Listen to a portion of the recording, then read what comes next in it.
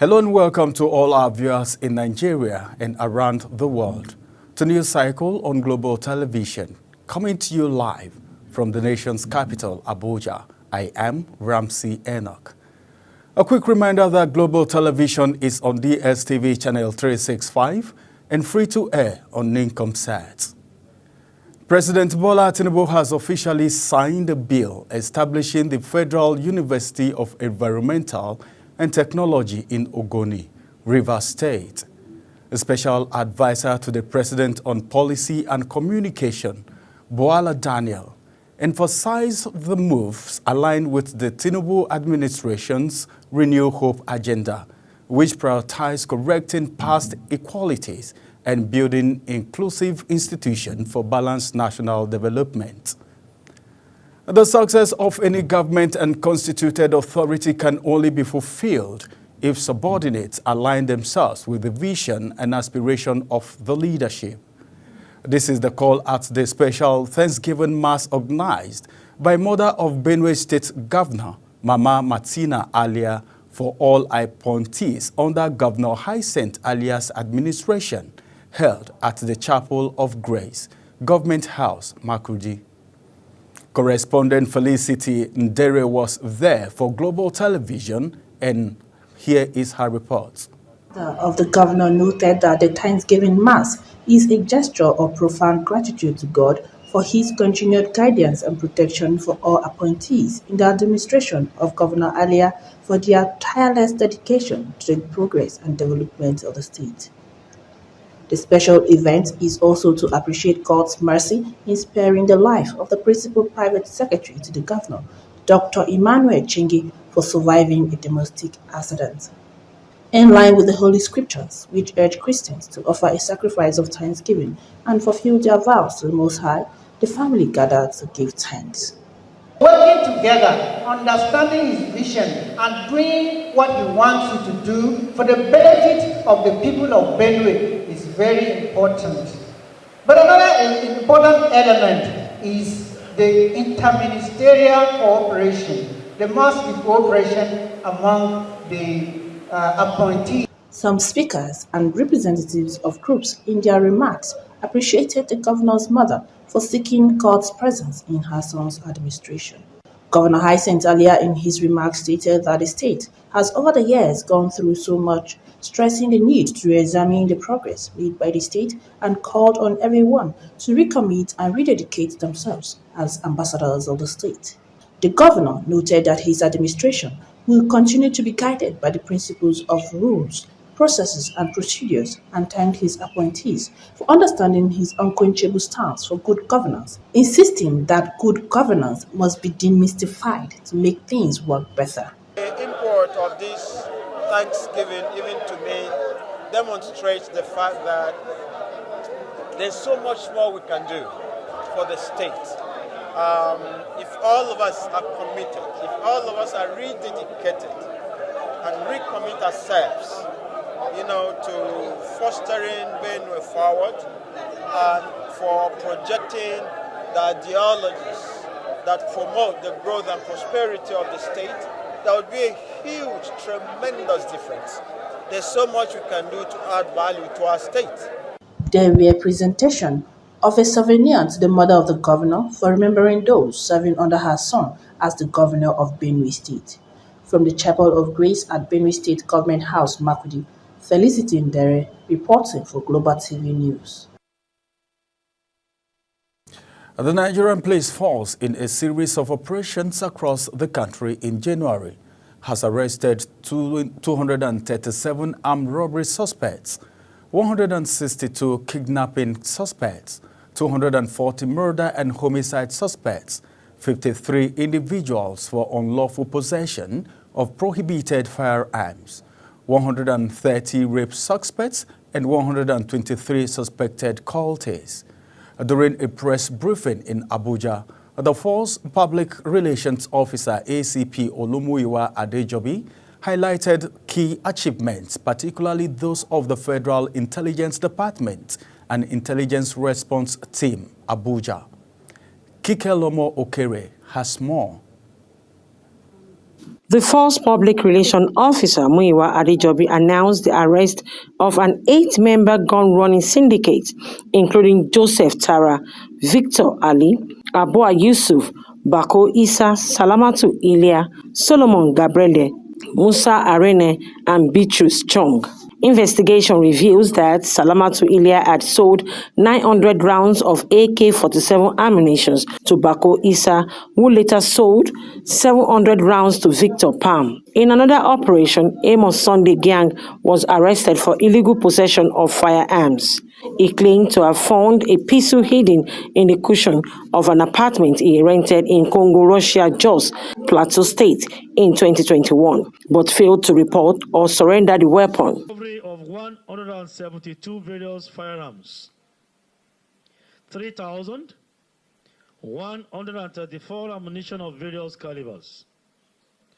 The force was also able to recover 115 stolen vehicles and rescue 387 victims of kidnapping. He said he was kidnapped twice. That was his reason to harm himself with AK-47. To harm himself with AK-47 rifle. Okay, who? Said since he got the rifle, that kidnappers have not visited him since. Who told?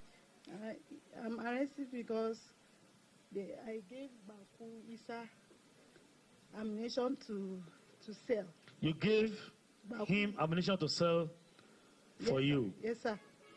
Now that you have been arrested, yes, sir. What message do you have to tell other women like you? I don't want us to interrogate you so much. Okay.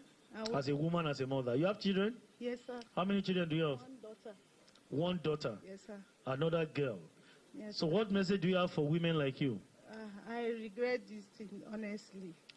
ACP Adejobi reaffirmed the Nigerian police commitment to protecting lives and properties, assuring that effort to combat crime will continue relentlessly. The IGP has given us the marching order that in our action plan, drawn or designed, we have intention of reducing crime in Nigeria by 50% the first quarter of this year.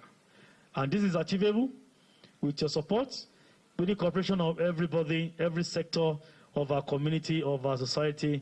We can do it.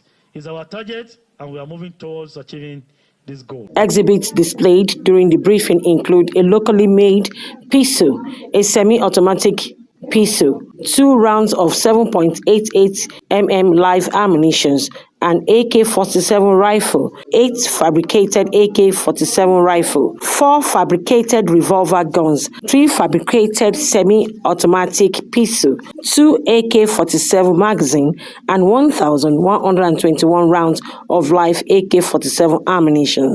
Kike Lomo Okeri, Global Television News. A chairman of the Economic and Financial Crimes Commission, that is EFCC, Ola Olokoyede, says some Nigerians complain of corruption but support corrupt leaders in various ways when they are prosecuted. Speaking in Abuja during a visit by officials of the Center for Crisis Communication, led by Chris Olokolede, the Commission's boss pointed out the contradiction in public attitude, noting that while Nigerians decry corruption, they often support and defend corrupt leaders when they are prosecuted. Olokoyede said that the fight against corruption required collaboration between the government and the citizens, adding that the true progress requires a collective commitment to integrity and accountability. A former Minister of Interior and ex-governor of Osun State, Rauf Aregbesola, has met a man who allegedly attempted to assassinate him in 2006. He says the meeting was held after the man identified as Sikiru Oluboye sought forgiveness from him. Aregbesola disclosed this in a Facebook post, stating that the man visited him after calling a local radio station in Osogbo, Osun State capital, to ask for his pardon. The former governor, who described God as the ultimate forgiver, prayed for divine mercy for both himself and his attacker.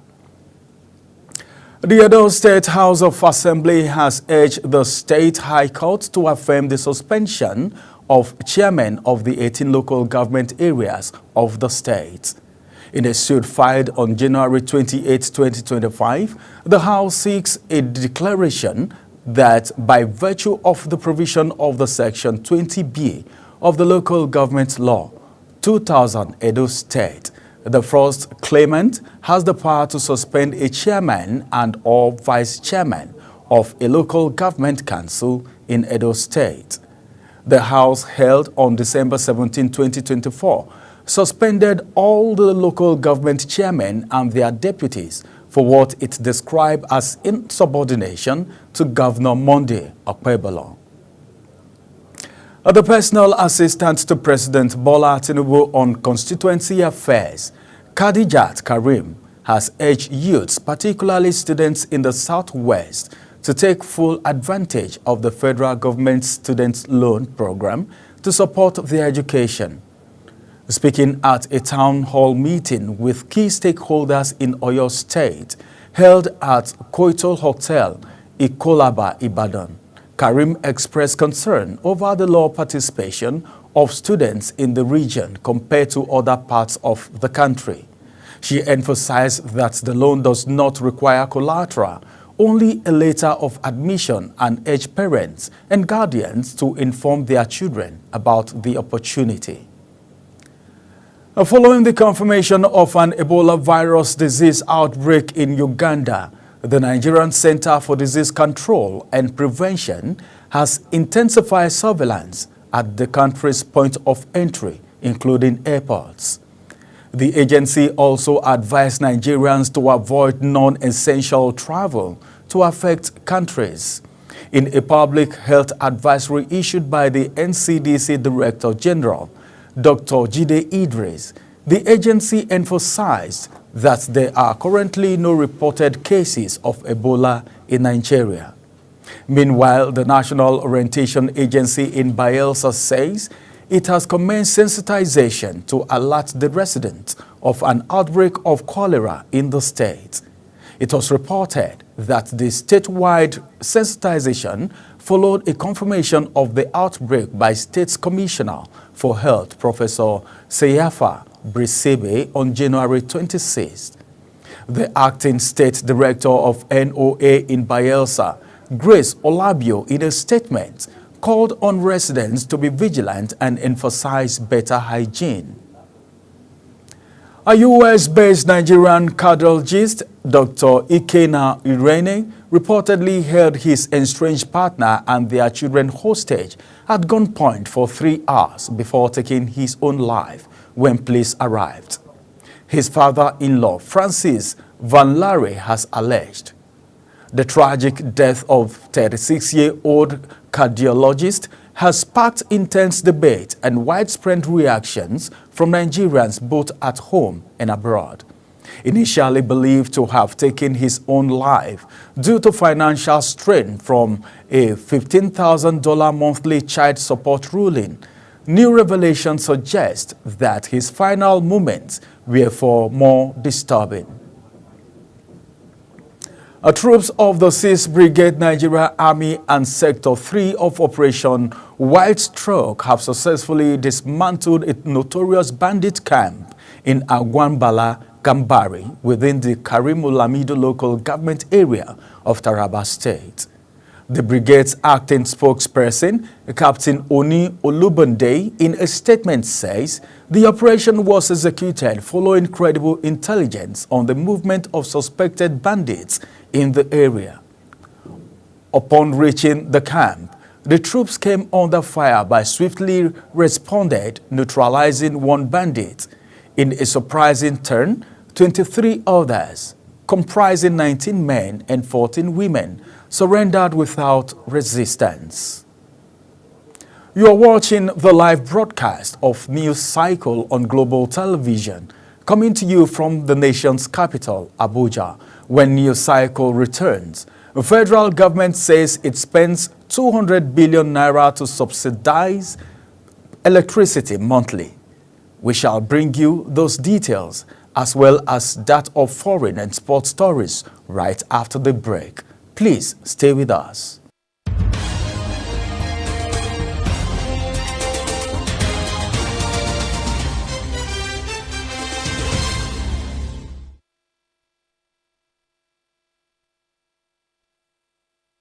Now, in business, Minister of Solid Minerals Development Dele Alake has emphasized the significance of Nasarawa State in advancing the nation's mining sector. Speaking while receiving Nasarawa State Governor Abdullahi Sule and Minister of Defense Abubakar Badaru in his office, Alake confirmed that Nasarawa has been a formidable partner in harnessing the state's vast mineral potential for national development. Kikelomo Okwere has details. Speaking at the event, the Minister of Solid Minerals, Dele Alake, says the collaboration is to scale up mining activities in the state, noting that the reform and efforts to promote the mining sector over the last 17 months have begun to bear fruit, with global players increasingly expressing interest in Nigeria's mining industry. Nasarawa State is really very pivotal to our mineral development in Nigeria, simply because of the endowment. Lithium, for instance, is quite massive in Nasarawa State. So it's like a theater or epicenter of mining in Nigeria. Nasarawa State Governor Sule Abdullahi commended Dr. Alake for effectively driving President Bola Ahmed Tinubu's agenda on mining development. He acknowledged some challenges such as insecurity, which persist in some areas, prompting the need for further collaboration with the Minister of Defense, while revealing that lithium's factories in the state are operating optimally with additional factories under construction, highlighting the imperative of ongoing collaboration with the private sector to strengthen the mining value chain in the state. All areas of mining, attention is on Nigeria, whether it is lithium, titanium, tantalite, cobalt, and the rest of that. One of the challenges that we continue to have in the area of mining is also security. There is no way you can be having mining activity and everything goes smooth without some sense of security challenges. So the essence of this is for us to put heads together, and to see what we can contribute. The Minister of Defense, Abubakar Badaru, reiterated the federal government's commitment to eradicating banditry and other criminal activities nationwide, stressing that efforts have already led to the resumption of mining exploration activities in Zamfara State. What we have been doing, the bandits are now on the run, but the military will not rest on their oars until we end this thing. And the President has given us marching order to end insecurity in every part of our country by end of this year. The minister also noted that the National Security Advisor, the Chief of Defense Staff are on the team, working round the clock to actualize the target. Kikelomo Okwere, Global Television News. The federal government says it spends 200 billion naira to subsidize electricity monthly. The government stated that this amount benefits the wealthiest 25% of Nigerians rather than those who truly need assistance. The special advisor to President Bola Tinubu on energy, Olu Vemijen, stated this in a statement. Over 55 oil licenses across oil blocks in the Niger Delta will expire before the end of 2025, with affected operators yet to know the fate of their assets. This comes as the prospect of oil production in the northern region lingers 2 years after former President Muhammadu Buhari flagged off commercial production at a $3 billion Kolmani Integrated Development Project. Nigeria's rig activity peaked in the middle of last year, with active rigs in 29 in January to 38 in July and August, before establishing and stabilizing at around 37 through November. Beyond the shores of Nigeria, annual inflation slowed in Turkey in January for the 8th consecutive month, according to official figures. Figures from Turkey's TÜİK Statistic Institute shows that consumer prices rose by 42.1% year-on-year, compared with 44.3% a month earlier. Turkey has experienced double-digit inflation since 2019, making life increasingly more expensive for millions of people, notably hitting the cost of education, housing, healthcare, and restaurants and hotels.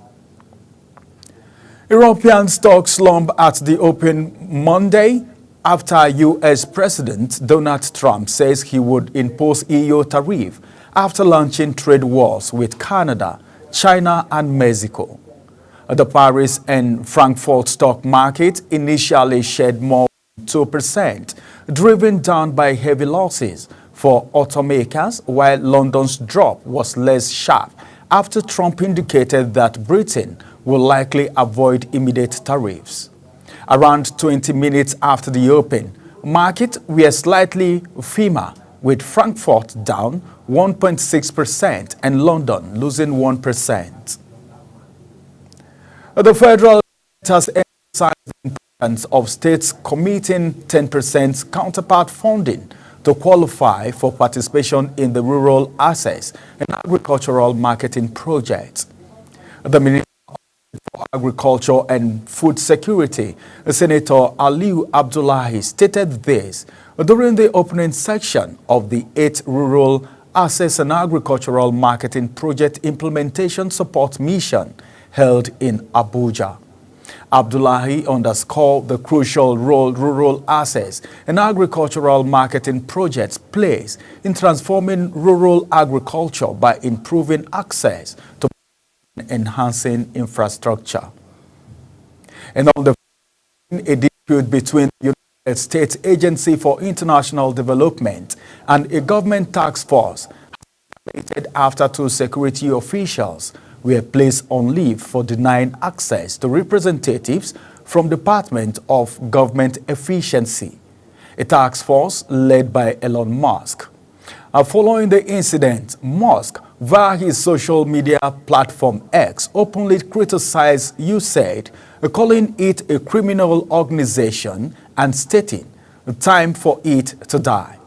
According to a report, arose when Dutch personnel were initially denied entry to restricted areas due to a lack of security clearances. U.S. President Donald Trump says he will cut all future funding to South Africa over that it was confiscating land, affecting certain classes of people badly. Last month, President Cyril Ramaphosa signed into law a bill that allows land seizure within compensation circumstances. Has long been a continuous issue in South Africa. Most farmland still owned by white people, 30 years after the end of the racist system of apartheid. In his reaction, President Cyril Ramaphosa has rejected assertions by Donald Trump that South Africa is confiscating, expressing readiness his government's policy with his U.S. counterparts. Trump's comments appear to be referring to a Land Exploitation Act signed by Ramaphosa last month, which stipulates the government may, in certain circumstances, offer no compensation for property it decides to seize in the public interest. 15 people, including 14 women, have been killed in a car bomb attack on a vehicle transporting agricultural workers in North Syria, first responder says. The Syrian Civil Defense says another 15 women were wounded by the blast on the outskirts of the city of Manbij, east of Aleppo. The agency, which is also known as the White Helmets, said some of the wounded were in a critical condition and warned that death toll may rise. Saka Starmer is heading to Brussels to join a gathering of European Union leaders. the first time a British Prime Minister has done so since Brexit. Starmer is heading over the English Channel for talks focused on defense and security operations and will also meet North Atlantic Treaty Organization, that is NATO Secretary General Mark Rutte. The government has promised that the United Kingdom will not rejoin the EU single market or custom union or sign up to freedom of movement. And now in sport, Britain and Hove Albion are set to announce the signing of Greek forward Stefanos Tsitsipas in £22 million deal, with the transfer set to be completed in July. The striker will remain on loan at German club Nürnberg for the rest of the season. Football transfer expert Fabrizio Romano reportedly confirmed the development via post on X, stating that the 18-year-old has already completed his medical ahead of the summer move. A few hours after President Donald Trump announced that he would impose a step tariff on Canada, hockey fans in the capital, Ottawa, booed the Star Blanco banner during a National Hockey League game against a visiting U.S. team. During a National Basketball Association game between Toronto Raptors and the Los Angeles Clippers, it happened again, continuing throughout the song and almost drowning out the 15-year-old singer's arena performance. The vocal displeasure from usually respectful fans is a clear sign of Canadians' deep dismay at Trump's move to hit its nearest ally with punitive taxes, which threaten to spark an unprecedented trade war on the North American continent. The former president of Spain's Football Federation, Luis Rubiales, goes on trial on Monday, accused of sexual assault for kissing the player Jenny Hermoso, in a case which has fed into wider discussion about sexism and consent. Hermoso is scheduled to appear as a witness on the opening day, having traveled from Mexico, where she played club football. The trial runs until 19th February. As Spain's players received their medals after defeating England in Sydney to win the 2023 World Cup, Rubiales grabbed Hermoso by the head and kissed her on the lips. Afterwards, Hermoso said the kiss had not been consensual, while Rubiales insisted it had been. That's it on Global Television News Cycle. A quick reminder that Global Television is on DSTV channel 365, on Star Times channel 276, and free-to-air on Nincomsat. Kindly follow us across all social media platforms now showing on your screen using @Global TVNG. I am Ramsey Enoch. Thank you for watching.